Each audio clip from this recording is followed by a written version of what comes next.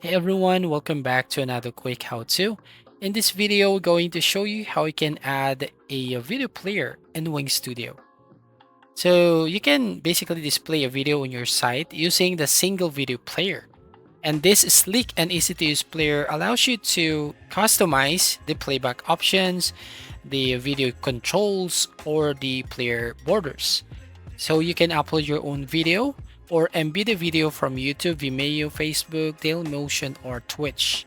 So to do that, let's go to look for the place where we can upload or add the video player. For example, here I'm going to delete this element and then click on the plus icon right there at the top left hand corner of your screen and then select on the video player.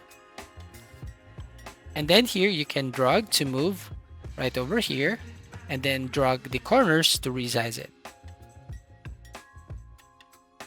Once you are okay with this one, and then click on the change video button.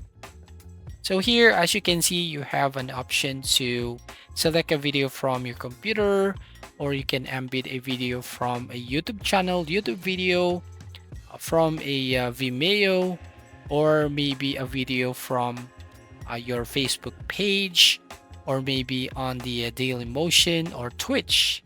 So in my case, I'm going to embed a video from YouTube, right? We're going to paste the link right there.